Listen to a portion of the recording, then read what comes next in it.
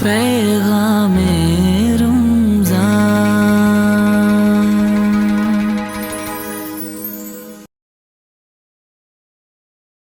أعوذ بالله من الشيطان الرجيم.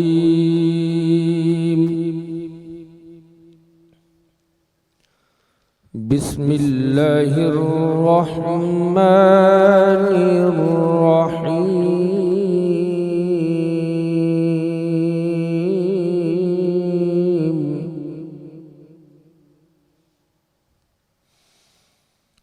ألم نجعل له عينين ولسانا وشفتين وهديناه النجدين فلاقتحم العقبة وما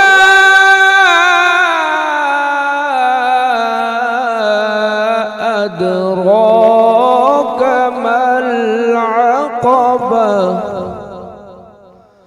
فك رقبة أو إطعام في يوم ذي مسغبة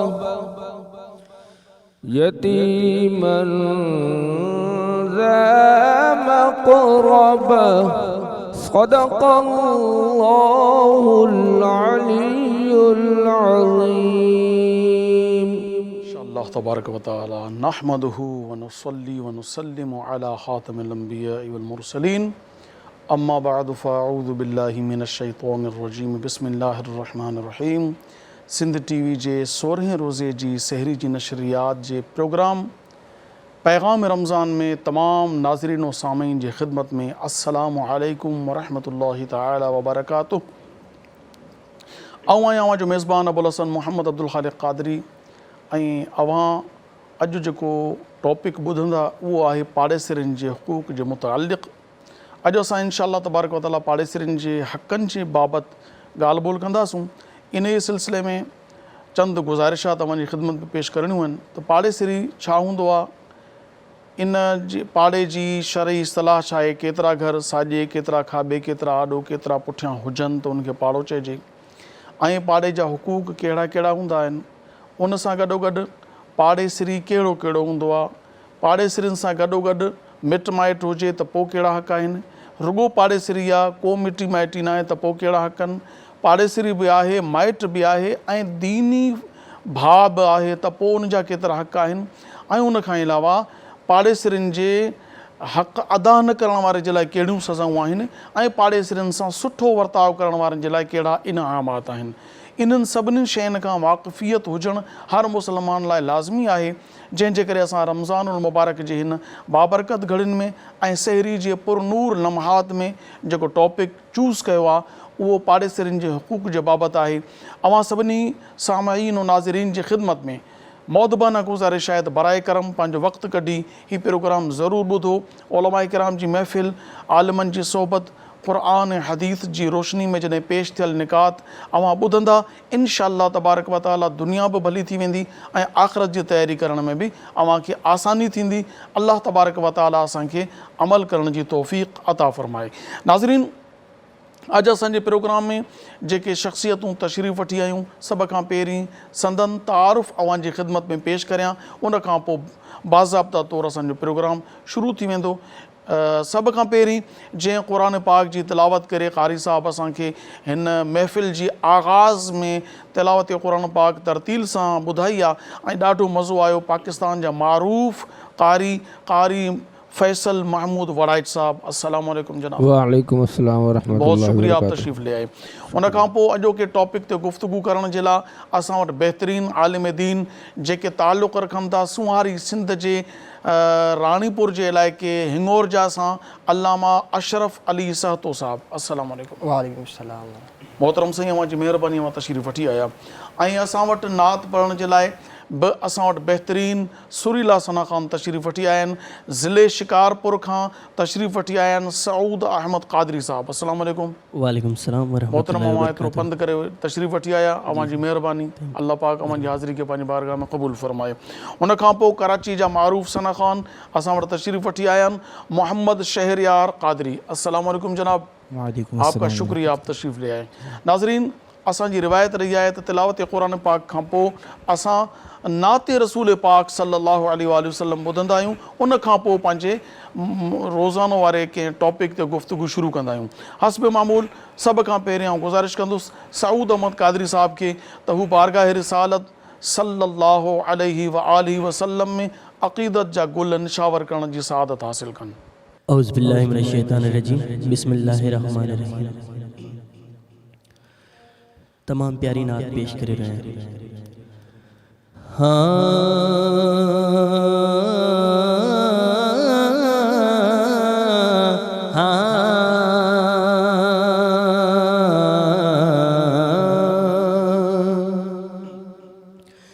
हसीनन जो हुस्न कयो कुल इकठे, हसीनन जो हुस्न कयो कुल इकठे, झलक महबूब जी आहे मथे मथे,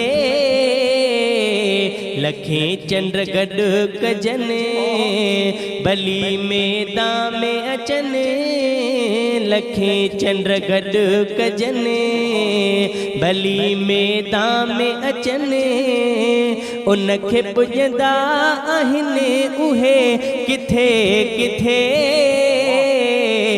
हसीनन जो हुस्न।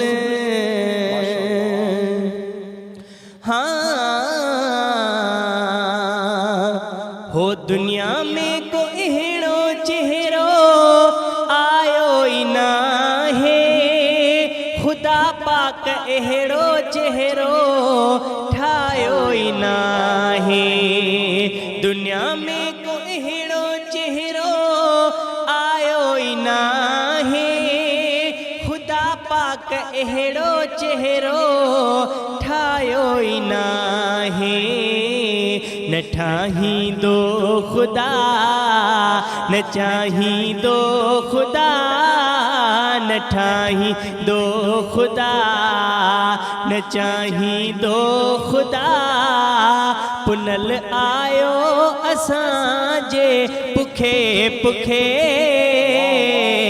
हसीनन जो हुस्न कयो कुल इकठे, झलक महबूब जी आहे मथे मथे, हसीनन जो हुस्न। ऐं तमामु ख़ूबसूरत शेर।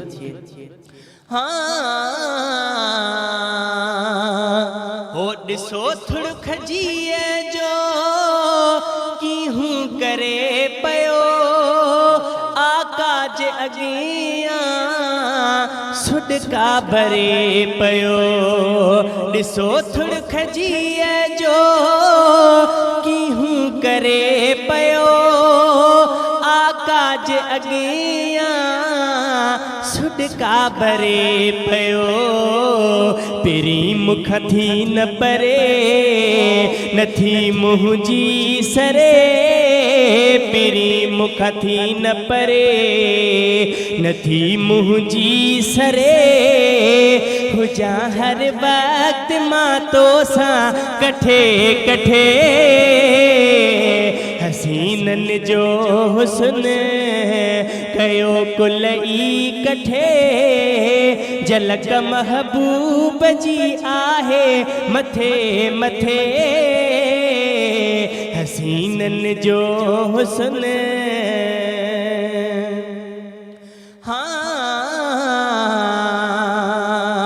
हो भला भाग तुंहिंजा आहिनि ए हाकिम फ़कीर, एॾो ख़ुशि न हूंदा ॿिया दुनिया जा अमीर, हो भला बाग तुंहिंजा आहिनि ए हाकिम फ़कीर, फ़कीर एॾो ख़ुशि न हूंदा ॿिया दुनिया जा अमीर सना पढ़ंदो तू रह ना तू पढ़ंदो तू रह सना पढ़ंदो तू रह ना तू चवंदो तू रह ख़ुदा जन्नत ॾींदो तोखे सॾे सॾे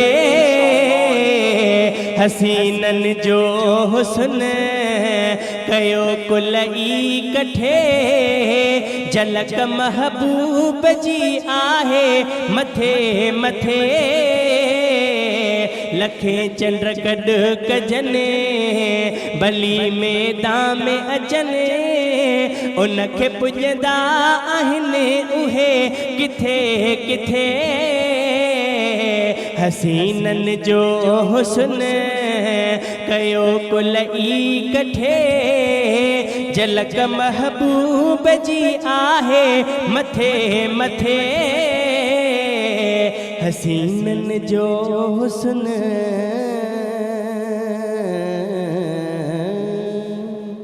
माशाअल्लाह तबारक व तआला सऊद अहमद कादरी साहब तमामु बहितरीन अंदाज़ में नात पेश कई अवां जी महिरबानी।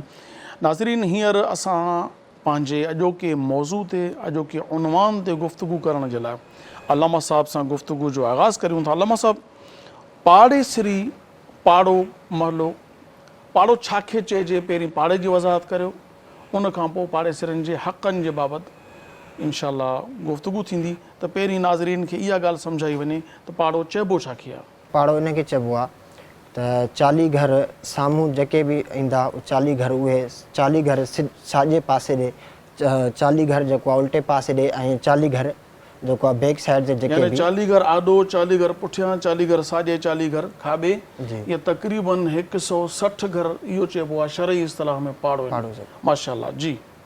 इन में जेको आहे इन में ॿी तफ़सीर ईअं ईंदी आहे त जेके क़रीबी पाड़ेसरी हूंदा आहिनि उन्हनि जा केतिरा ज़ाहिर आहे जेको टच आहे उनजो हक़ वधीक आहे जेको थोरो परे थींदो वेंदो उनजो हक़ ओतिरो घटि थींदो वेंदो पहिरीं हक़ तव्हांजे वेझे पाड़ेसरी जो आहे। अच्छा हिते हिकिड़ो ॿियो सुवालु आहे त मिन जुमिला पाड़ेसरी केतिरे क़िस्मनि जा थींदा आहिनि एतिरो पाड़ेसरियुनि जा जीअं हुकूक आहिनि ठीकु आहे उन्हनि हुकूक में पाड़ेसरियुनि जा अक़साम बि आहिनि क़िस्म बि आहिनि कहिड़े कहिड़े क़िस्म जा पाड़ेसरी हूंदा आहिनि। जी 3 क़िस्म जा पाड़ेसरी हूंदा आहिनि हिकु त रुॻो पाड़ेसरी हूंदा आहिनि ॿिया जेके हूंदा आहिनि पाड़ेसरी बि हूंदा आहिनि ऐं इन रुॻो पाड़ेसरी मुराद उन सां को बि ताल्लुक़ न आहे जी ठीकु उहे सिर्फ़ु पाड़ेसरी हूंदा आहिनि ऐं ॿिया वरी हूंदा आहिनि जेके पाड़ेसरी बि हूंदा आहिनि ऐं मुसलमान बि हूंदा आहिनि ठीकु ऐं ॿ क़िस्म थी विया ऐं टियों क़िस्म इहो थी वियो त पाड़ेसरी बि हूंदो आहे मुसलमान ई हूंदो आहे ऐं क़रीबी रिश्तेदार बि हूंदो आहे त हर कंहिंजा मतिलबु हिकिड़ो गैर मुस्लिम आहे ऐं पाड़ेसरी आहे त बि उनजो हक़ आहे ॿियो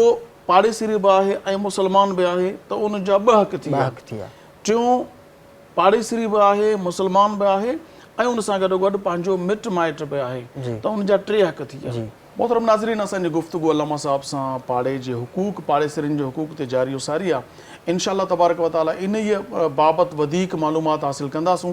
अवां बि सहरी माशाअल्लाह जे लम्हात में बहितरीन सहरी जे लम्हात में इंजॉय करे रहिया हूंदो हीअ अल्लाह जी महिरबानी नेमत आहे जो रमज़ान शरीफ़ में जेका सहरी आहे इहा खाइण पीअण बि न त हूअं आम तौर ते खाइण पीअण जाइज़ आहे पर इहो खाइण जेको खाइण बि सवाबु आहे उहो पीअण जेको पीअण बि सवाबु आहे। सो अवां जे इलाइक़े में जेकॾहिं वक़्तु पूरो नाहे थियो सहरी जो त तव्हां खाओ बि पीओ बि ऐं थोरी साही बसि मुहबत भरी निगाह जा मुंतज़िर रहंदासूं। जल्दी था वापसि वरूं ॾिसंदा रहो सिंध टीवी।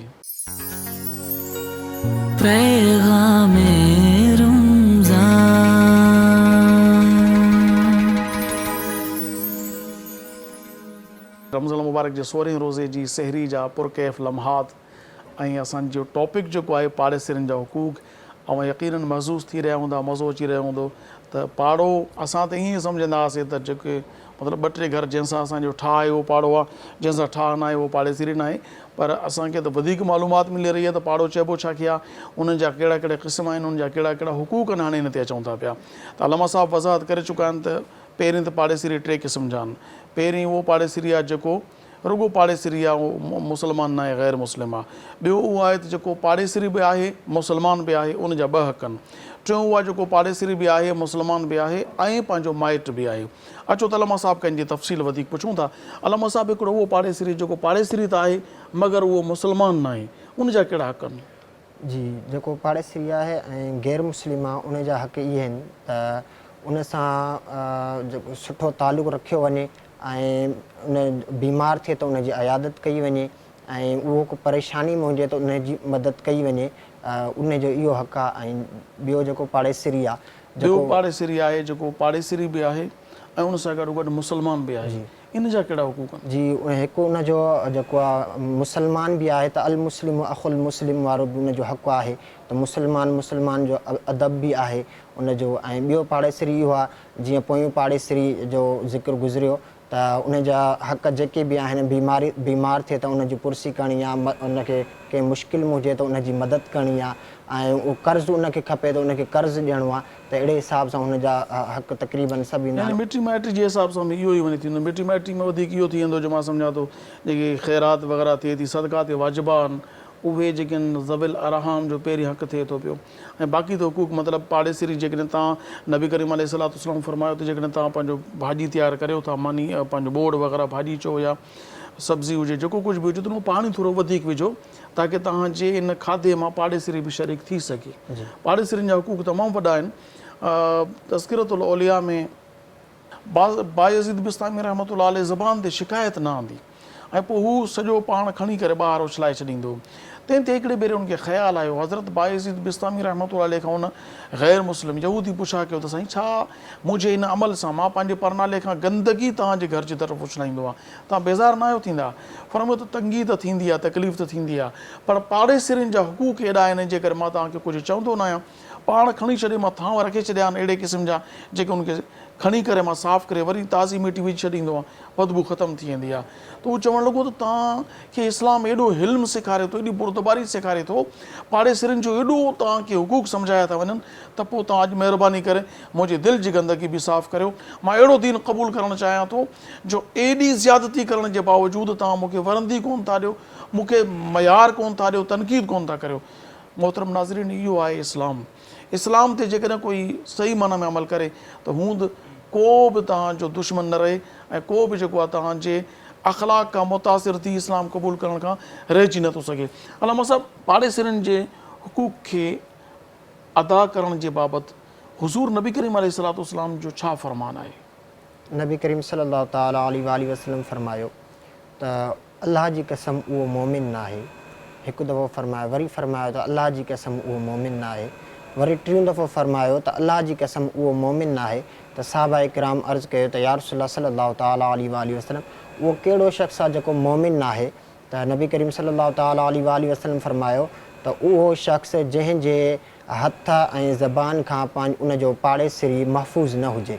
त इन में उलमा फरमाईंदा आहिनि त मोमिन जो मुराद उनजी कामिल मोमिन न आहे। बाक़ी त जेको आहे ला इलाहा इल्लल्लाह मुहम्मद रसूलुल्लाह पढ़ंदो उहो कलमे में दाख़िल थी वेंदो, इस्लाम में दाख़िल थी वेंदो। कामिल मोमिन उहो न थी सघंदो जेसि ताईं पाड़ेसिरियुनि जा हक़ पूरा न रखंदो। ऐं नबी करीम सल्लल्लाहु तआला अलैहि वसल्लम फरमायो त हज़रत जिब्रील अमीन पाड़ेसिरियुनि जा हक़ बयानु करणु लॻो, एतिरे ताईं बयानु कया जो मूंखे गुमान थियो त विरासत में बि पाड़ेसिरी जो हक़ न रखियो वञे। त एॾी कसरत सां पाड़ेसिरियुनि जा हक़ बयानु थिया आहिनि क़ुर पाक में, अहादीस पाक में, ऐं औलिया इकराम बि इन पाड़ेसिरियुनि जे हक़ में ॾाढी। अहादीस मुबारका में हिकिड़ो वाक़ियो नबी करीम अलैहिस्सलाम जे हवाले सां त नबी करीम अलैहिस्सलाम जन जी बारगाह में हिकिड़ो शख़्स हाज़िर थियो, अची अर्ज़ु कई या रसूलल्लाह सल्लल्लाहु तआला अलैहि वसल्लम, हिकिड़ो मुंहिंजो पाड़ेसिरी आहे, उन मूंखे ॾाढो तंग कयो आहे, ॾाढो बेज़ार कयो अथई, यानी अहिड़ियूं हरकतूं करे थो जंहिंसां मां ॾाढो तंग थियो आहियां। नबी करीम अलैहिस्सलाम उन शख़्स खे फरमायो त सब्र कर। गच अरसो सब्र कंदो रहियो, उन खां पोइ वरी मोटी आयो, अर्ज़ु कई या रसूलल्लाह सल्लल्लाहु तआला अलैहि वसल्लम, मुंहिंजो पाड़ेसिरी मूंखे ॾाढो तंग कयो अथई, इरशाद फरमायो सब्र कर। वरी हले वियो, नबी करीम अलैहिस्सलाम जो हुकुम हो सब्र जो, सब्र कर। टियों भेरो आयो, अची अर्ज़ु कई या रसूलल्लाह सल्लल्लाहु तआला अलैहि वसल्लम, ॾाढो पाड़ेसिरी तंग कयो आहे, इरशाद फरमायो सब्र कर। उन खां पोइ जॾहिं बाद में हू आयो, अर्ज़ु कई या रसूलल्लाह सल्लल्लाहु अलैहि वसल्लम, मुंहिंजे सब्र जी हद थी वई आहे, मां एॾो सब्र कयो आहे, एॾो सब्र कयो आहे जो हाणे सब्र कोन थो थिए। इरशाद फरमायो त पाड़ेसिरी खे वरंदी न ॾे, उन सां झेड़ो न कर, उहो पाड़ो छॾ, मगर पाड़ेसिरी सां झेड़ो न कजांइ। नबी करीम अलैहिस्सलाम जो हुकुम हो, हुन समूरा टपड़ कढी दरवाज़े जे ॿाहिरां रखणु शुरू कया पाड़ो छॾण जे लाइ।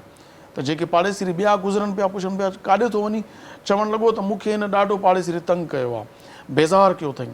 मां नबी करीम अलैहिस्सलाम जी ख़िदमत अक़दस में अल्लाह पाक जे आख़िरी नबी ऐं तमामु नबीन जे सरदार हज़रत मुहम्मद मुस्तफ़ा जनाब अहमद मुजतबा सल्लल्लाहु अलैहि वसल्लम जी ख़िदमत अक़दस में वञी दाहि ॾिनी, पर नबी करीम अलैहिस्सलाम फरमायो त पाड़ेसिरी सां झेड़ो न कजां। 3 भेरा मूंखे इरशाद फरमायो, मूं अर्ज़ु कयो साईं मां हाणे वधीक बर्दाश्त नथो थिए, फरमायो त पाड़ो छॾ पर पाड़ेसिरी सां झेड़ो न कजां। पोइ हाणे मां टपड़ कढियूं पाड़ो छॾियूं थो वञा पियो, झेड़ो करण जी इजाज़त नबी करीम अलैहिस्सलाम नथा ॾियनि, हीउ मुड़े कोन थो, मां छा करियां, मां पाड़ो छॾियूं थो वञा पियो। 4 पाड़ेसिरी ॿिया कठा थी विया, वञी हुनखे तनक़ीद करणु लॻा त यार तोखे हया न आहे, तोखे इन शइ जो अहसासु न आहे। नबी करीम अलैहिस्सलाम जिन्हनि खे बार बार मनो कंदा रहनि था सब्र कर सब्र कर सब्र कर, सोच त हिन केॾो सब्र कयो हूंदो, तोखे एतिरो अहसासु न आहे, पाड़ेसिरी पाड़ो छॾियूं थो वञे पियो तुंहिंजे करे। आख़िर उहो शर्मसार थियो, नादिम थियो, अचे इन शख़्स खे भाकुर विधई ऐं उनखां माज़रत करणु लॻो, माफ़ी वठणु लॻो, आईंदा ईअं कोन थींदो। त पोइ उन टपड़ खणी करे पंहिंजे घर में रखिया। अंदाज़ो लॻायो त असांजो दीन, असांजो प्यारो नबी सॻोरो सल्लल्लाहु अलैहि वसल्लम असांखे पाड़ेसिरियुनि जे बाबति छा था इरशाद फरमाइनि।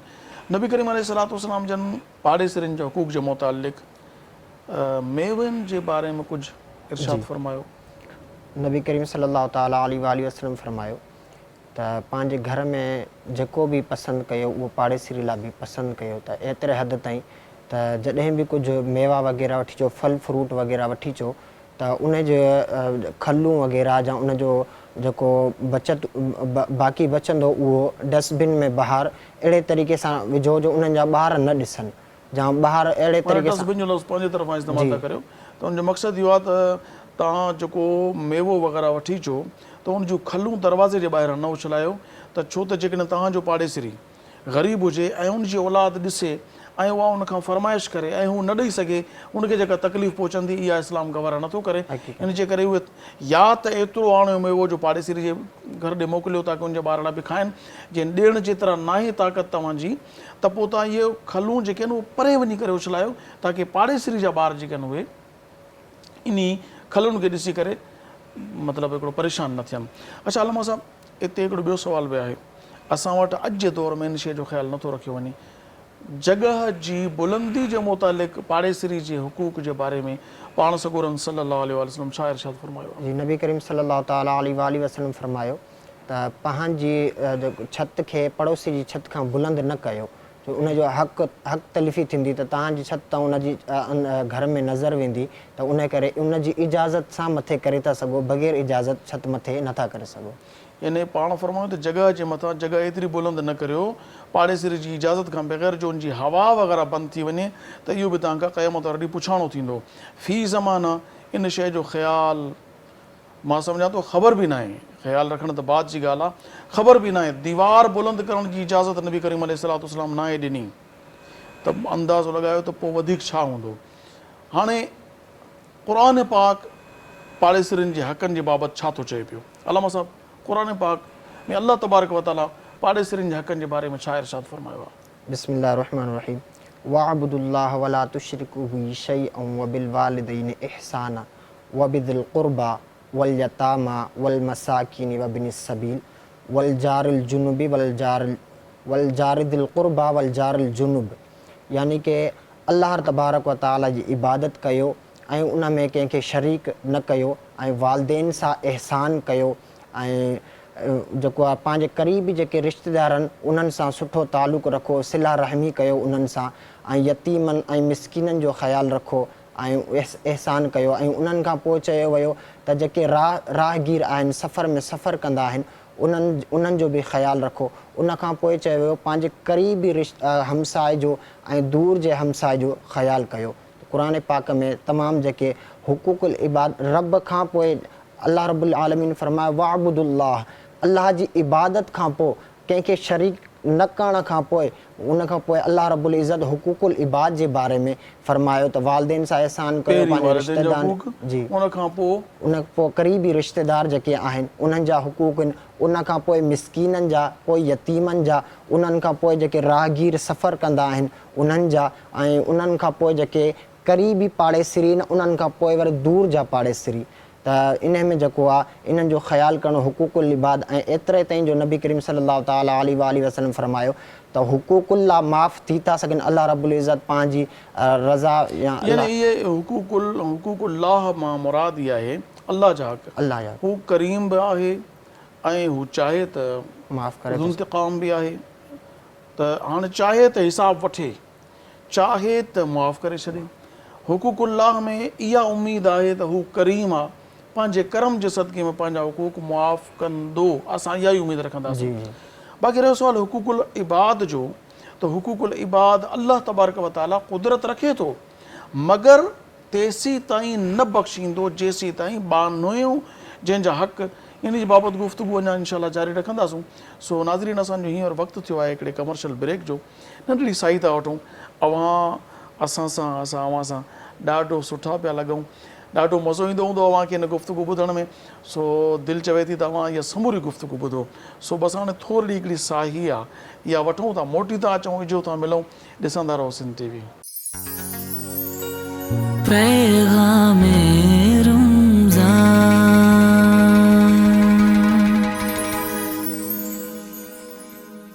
मोस्ट वेलकम नाज़रीन, हिकु भेरो वरी भलीकार 16हों रोज़ो रमज़ान मुबारक जूं बाबरकत घड़ियूं ऐं सहरी जा पुर नूर लम्हात, हर तरफ़ पुर कैफ़ मंज़र ऐं अव्हां या असां बहितरीन साथ ऐं टॉपिक लाजवाब, अव्हां ॿुधण वारा बहितरीन, असां बि अव्हां जी ख़िदमत में पेश करण जे लाइ जेको सेट सजायो आहे तमामु ज़बरदस्त सिंध टीवी चैनल आहे लाजवाब माशाअल्लाह। अचो त अॼोके उनवान ते वधीक सुवालात अल्लामा साहब जी ख़िदमत में पेश करियूं ऐं उन्हनि जे सुहिणा सुखनि हासिल करे असां पंहिंजी ज़िंदगी जे गुलदस्तनि खे सजाईंदा वञूं। जी अल्लामा साहब, गुफ़्तगू हली रही असांजी पाड़ेसिरनि जे हुकूक जे बाबति। जी त पाड़ेसिरनि जे हुकूक जे बाबति जेकॾहिं को हक़ अदा नथो करे पाड़ेसिरनि जा, उन जे बारे में छा वहीदूं आयल आहिनि?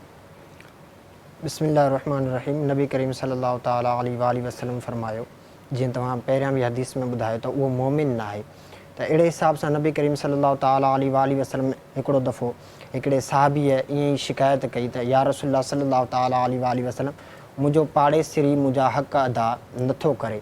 त नबी करीम सल्लल्लाहु ताला अलैहि वसल्लम फरमायो त उनखे जेको आहे पंहिंजो सामान पंहिंजी गली में रखी छॾ। त हुन बि जेको आहे पंहिंजो सामान पंहिंजी गली में रखी छॾियो। त माण्हुनि चयोसि त हाणे तूं छो ॿाहिरि सामान रखियो आहे?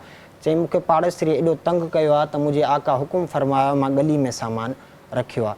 त उन्हनि खे माण्हुनि एतिरे ताईं चयो जो हू आयो ऐं नबी करीम सल्लल्लाहु ताला अलैहि वसल्लम खां माफ़ी घुरियईं, चई सोणा हिकिड़ो दफ़ो माफ़ु कयो मूंखे, आईंदा अहिड़ी ग़लती न थींदी, ऐं पोइ पंहिंजे पाड़ेसिरी खे घरु वठी विया। ईअं हज़रत सईद बिन आस रज़ी अल्लाह ताला अन्हु पंहिंजे पाड़ेसिरी सां एतिरी मोहबत कंदा हुआ जो राति जो अची पंहिंजे पाड़ेसिरी खे ख़र्च वग़ैरह जा पैसा ॾींदा हुआ। त हज़रत सईद बिन आस खे ख़बर पई त उनजो पाड़ेसिरी पंहिंजो घरु खपाए थो। त उन वरी जेको ख़रीदार आयो हुयो उनखे चईं त 1 लख रुपए में मां पंहिंजो घरु खपाईंदोमांइ, ऐं घर जी जंहिं महिल सॼी दस्तावेज़ वग़ैरह थियण लॻी त चई 1 लख जो त घरु थो ॾियां, पर उन सां गॾु मुंहिंजो जेको पाड़ेसिरी आहे हज़रत सईद बिन आस उनजी घणी क़ीमत ॾींदई। त हुन चयसि त इहो कहिड़ो पाड़ेसिरी आहे जंहिंजी क़ीमत आहे, अॼु ताईं असां दस्तावेज़ में इहो ॻाल्हि ॿुधी न आहे त पाड़ेसिरी जी बि क़ीमत थी वठी वञे, मां तुंहिंजे पाड़ेसिरी सां मिलंदुसि। त हज़रत सईद बिन आस ॾे आयो त चईं तव्हां सईद बिन आस आहियो? चईं जी। चईं तव्हांजो पाड़ेसिरी तव्हांजी वॾी तारीफ़ पियो करे। चईं तव्हां ॿुधायो कहिड़े कम सां आहियो? हज़रत सईद बिन आस फरमायो त तव्हां ॿुधायो कहिड़े कम सां आहियो? चईं मां घरु ख़रीद पियो कयां। हुन चयो त हाणे सईद बिन आस जा घणा पैसा ॾींदे? उहो मुंहिंजो पड़ोसी आहे। त हज़रत सईद बिन आस चयो तूं घणे में घरु ख़रीद थो करे? चईं मां 1 लख रुपए में। उन वक़्तु जेको 1 लख रुपए दिरहम में, त 1 लख दिरहम में मां घरु ख़रीद थो कयां। चईं जंहिं साइड ॾों आयो आहे उन तरफ़ां हलियो वञ, उहो घरु ख़रीद न कर।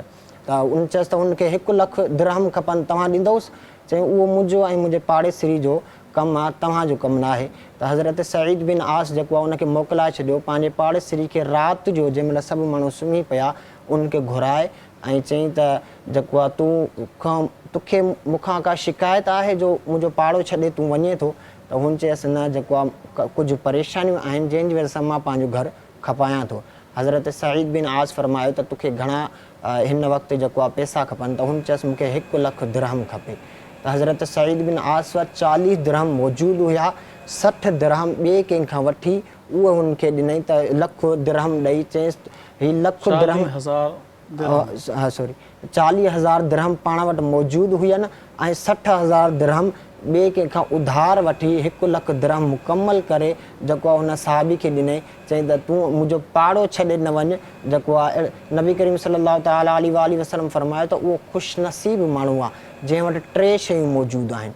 त साहबा अर्ज़ु कयो या रसूल अल्लाह उहे कहिड़ियूं शयूं? चई उन वटि सुठी सवारी हुजे त अल्लाह रब्बुल इज़्ज़त जी उन वटि नेमत आहे, ऐं सुठो घरु हुजे इहा बि अल्लाह रब्बुल इज़्ज़त जी तरफ़ां नेमत आहे, ऐं सुठो पाड़ेसिरी हुजे त पाड़ेसिरियुनि जा हक़ इलाही आहिनि जेको न अदा कंदो आहे। त नबी करीम सल्लल्लाहु तआला अलैहि वसल्लम बि फरमायो त हिकु औरत जेको आहे कसरत सां सदको बि कंदी आहे।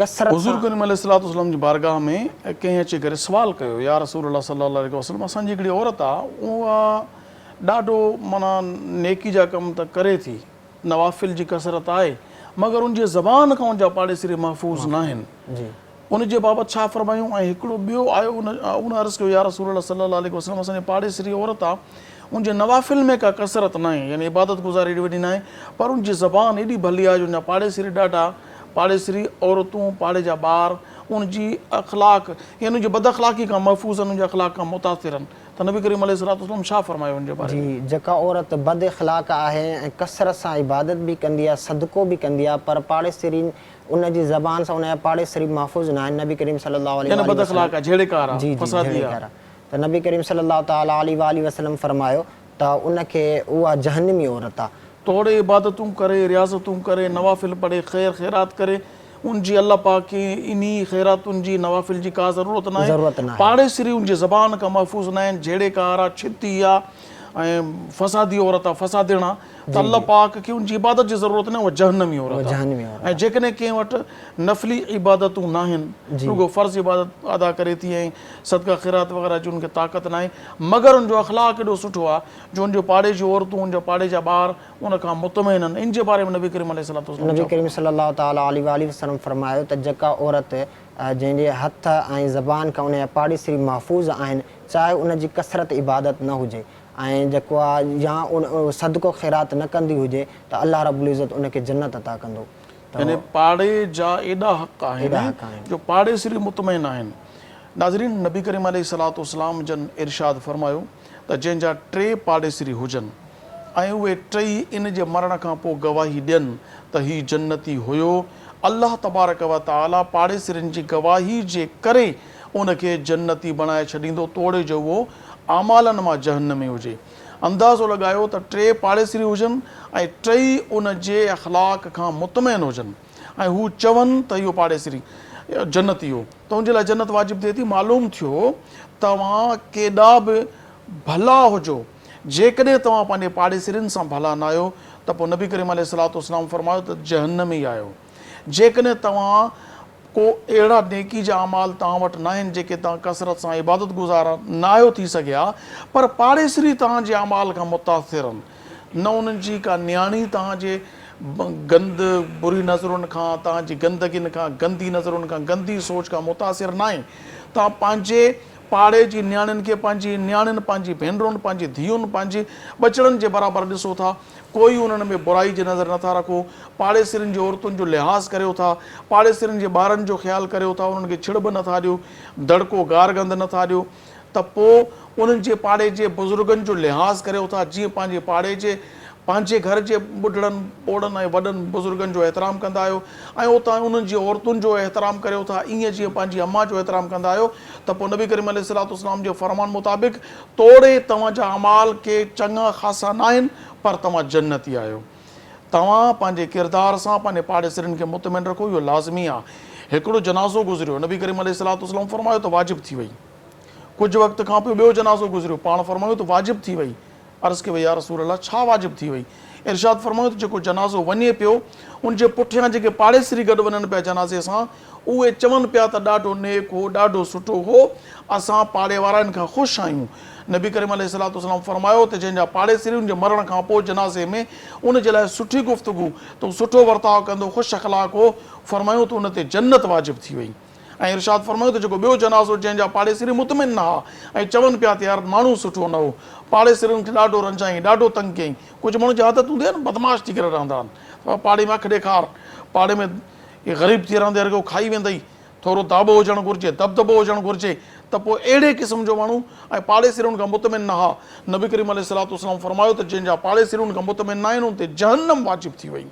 अंदाज़ो लॻायो तव्हांजी जन्नत जो इनहिसार तव्हांजे पाड़ेसरियुनि सां वर्ताव ते आहे, तव्हांजी जहन्नम जो इनहिसार तव्हांजे पाड़ेसरियुनि सां वर्ताव ते आहे। जेकॾहिं तव्हांजो पाड़ेसरियुनि सां वर्ताव सुठो आहे त तव्हां मुतमिन हुजो, अल्लाह तबारक व तआला पंहिंजे रहम ऐं करम सां अव्हांखे जन्नत अता कंदो। जेकॾहिं पाड़े सां तव्हांजो वर्ताव सुठो न आहे, तव्हां ऐब कढंदो साईं उहो पाण बद अख़लाक़ आहिनि, साईं पाण, जेकॾहिं उहो पाण सुठा हुजनि हा त पोइ तुंहिंजे वर्ताव जी ज़रूरत कहिड़ी आहे? सिधी ॻाल्हि आहे न, गुल आहे त उन मां ख़ुशबू ईंदी आहे, तव्हांखे कहिड़ी ज़रूरत आहे उनजी तारीफ़ करण जी, साईं गुल में ख़ुशबू आहे, गुल में ख़ुशबू आहे, तव्हां चवंदो त पोइ ख़ुशबू ईंदी, तव्हांजे चवण जो त का माना ई न आहे।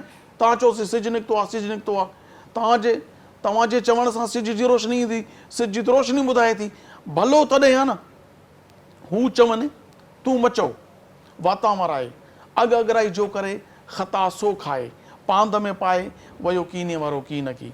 मुंहिंजा मोहतरम नाज़रीन, अॼोके प्रोग्राम जो वक़्तु पुॼाणीअ ते पहुतो ऐं आख़िर में आऊं सभिनी ॾिसंदड़नि जो, जेके बि असांजा सामईन आहिनि, नाज़रीन आहिनि, नाज़रीन ॾिसंदड़, सामईन ॿुधंदड़, अवां सभिनी जा लख थोरा, वॾी महिरबानी। अवां जी ख़िदमत में मुंहिंजी हिकिड़ी गुज़ारिश आहे, अॼु 16 रोज़े जी सेरी अवां हीउ प्रोग्राम ॾिठो, इहो प्रोग्राम अव्हांखे कीअं लॻो? कहिड़ियूं कहिड़ियूं शयूं अव्हांखे सुठियूं लॻियूं?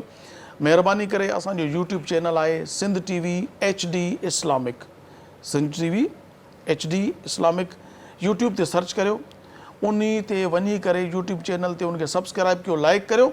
अॼोके प्रोग्राम जे बाबति पंहिंजो रायो ज़रूरु ॾियो असांखे, त अॼोको प्रोग्राम अव्हांखे कीअं लॻो ऐं कहिड़ियूं कहिड़ियूं शयूं अञा असां वधीक इन जे अंदरि करियूं त असांखे मशवरा ॾियो, सलाह ॾियो। अव्हांजे सलाह, अव्हांजे मशवरनि जो असांखे इंतज़ारु रहंदो। अव्हां पंहिंजा कमेंट्स ज़रूरु ॾियो, उमेदु आहे त तव्हां असां सां इहा महिरबानी ज़रूरु कंदो यूट्यूब चैनल ते। उनखां पोइ मां अॼोके प्रोग्राम में साथ ॾींदड़ क़ारी फैसल महमूद वड़ाइच साहिब जो थोराइतो, जे पंहिंजो क़ीमती वक़्तु कढी करे तशरीफ़ वठी आया ऐं हैंगोर जा सां ताल्लुक़ रखण वारा आलिम दीन, बहितरीनु गुफ़्तगू कई उन्हनि। अल्लाह पाक उन्हनि खे पंहिंजे शान मुताबिक़ अजर अता फरमाए। अल्लामा अशरफ अली सातो साहिबु अव्हां जी महिरबानी सां तशरीफ़ वठी आया ऐं असांजे शिकारपुर ज़िले सां ताल्लुक़ रखनि था पिया, उतां कही आया कराची ताईं माशाअल्लाह। असांजो सुठो नाख़्वान, बहितरीनु नाख़्वान